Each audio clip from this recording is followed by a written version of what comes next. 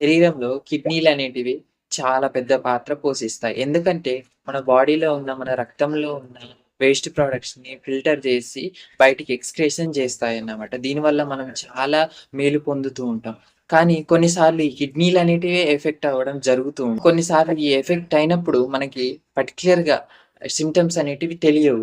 కానీ ఆ ప్రారంభ దశల్లో ఎటువంటి లక్షణాలు ఇస్తాయి, ఎటువంటి సంకేతాలను చూపిస్తాయి, ఎటువంటి సింప్టమ్స్ ఇస్తాయి అనేది ఈ వీడియోలో మీరు తప్పకుండా తెలుసుకోవచ్చు. ముందుగా వచ్చేసి మనకి మూత్రంలో మార్పులనేటివి జరుగుతాయి. ఎలా అంటే మనకి కిడ్నీస్ దెబ్బతింటున్నాయని తెలిసినప్పుడు ఒకసారి మూత్రం అనేది చాలా ఎక్కువగా వస్తుంది. లేదా చాలా తక్కువగా వస్తుంది. రాత్రి సమయంలో తరచుగా మూత్రానికి వెళ్ళడం అనేది జరుగుతూ ఉంటుంది. కొన్నిసార్లు ఏమవుతుందంటే పర్టిక్యులర్‌గా ఈటిని చూసి సింప్టమ్స్ చూసి మనం కిడ్నీస్ దెబ్బతిన్నాయని చెప్పలేం. ఎందుకంటే అదర్ ఇష్యూస్ గిన ఉండవచ్చు. అంటే డయాబెటిస్ గాని, షుగరు ఇటువంటి సమస్యలు గిన ఉండడం వల్ల గిన మూత్రం అనేది ఇలా జరుగుతూ ఉంటుంది. రాత్రి సమయంలో ఎక్కువగా మూత్రానికెళ్ళడం గిన జరుగుతుంది. కిడ్నీస్ అనేటివి నీరు మరియు ఉప్పు సమతుల్యతను నియంత్రించడంలో గిన సహాయపడతాయన్నమాట. కొన్నిసార్లు ఈ కిడ్నీస్ దెబ్బతినడం వల్ల మన కాళ్ళల్లో, చేతులల్లో ఈ నీరు, ఉప్పు అనేది నిల్వ ఉండేసి వాపు రావడం అనేది గిన జరుగుతుంది. ఇదొక సింప్టమ్ గిన మనం చెప్పవచ్చు. కొన్నిసార్లొచ్చేసి మనకు అలసటగా గిన అనిపిస్తూ ఉంటుంది. కానీ దీన్ని మనం ఖచ్చితంగా చెప్పలేము. ఎందుకంటే కొంతమందికి కిడ్నీ సమస్య ఉన్న వాళ్ళకిన ఈ బలహీనత, అలాగే చాలా అలసటగా అనిపించడం గిన జరుగుతుంది. కొన్నిసార్లు రక్తహీనత ఉన్న వాళ్ళకి గిన ఇటువంటి సింప్టమ్ చూపించవచ్చు.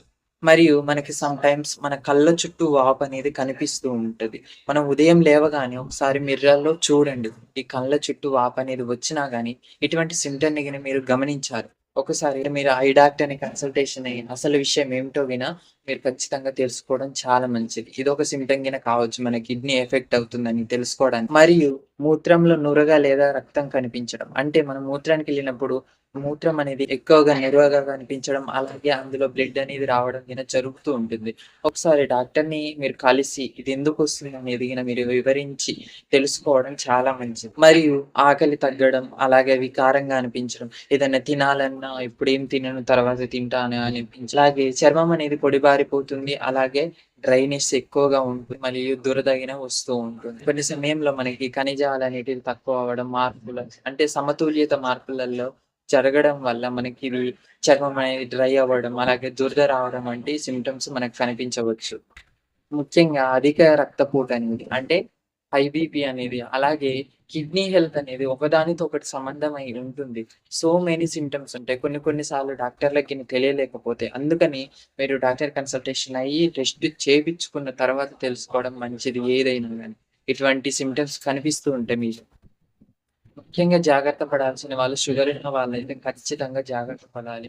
ఒకసారి మీకు షుగర్ ఉందని తెలిస్తే డాక్టర్ కన్సల్టేషన్ అయ్యి, అలాగే హై బీపీ ఉన్న వాళ్ళకి డాక్టర్ కన్సల్టేషన్ అయ్యి ఎటువంటి జాగ్రత్తలు తీసుకోవాలి, ఎటువంటి మెడికేషన్స్ యూజ్ చేయాలో గిన మీరు డాక్టర్‌ని అడిగి తెలుసుకొని మీరు యూజ్ చేయడం చాలా మంచిది. ఒకవేళ మీకు ఇటువంటి సింప్టమ్స్ ఉంటే మీరు ప్రారంభ దశలోనే తెలుసుకొని డాక్టర్ కన్సల్టేషన్ అయ్యి ఏదయిందనేది టెస్ట్ చేపించుకొని మీరు డిక్లేర్ చేసుకోవడం చాలా మంచిది.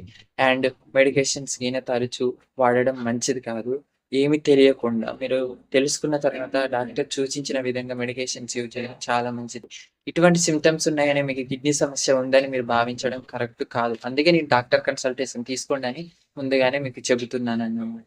ఇటువంటి వీడియోస్ కోసం, హెల్త్ అప్డేట్స్ కోసం, హెల్త్ ఫ్యాక్ట్స్ కోసం మన ఛానెల్‌ని తప్పకుండా మర్చిపోకుండా సబ్స్క్రైబ్ చేయండి. అండ్ షేర్ చేయండి. ఈ ఇన్ఫర్మేషన్ అనేది మీకు వర్తీ అనిపిస్తే కింద తప్పకుండా లైక్ చేయండి. ఈ వాల్యుబుల్ ఇన్ఫర్మేషన్‌ని మీ ఫ్యామిలీ అండ్ మీ ఫ్రెండ్స్‌కి మర్చిపోకుండా షేర్ చేయండి.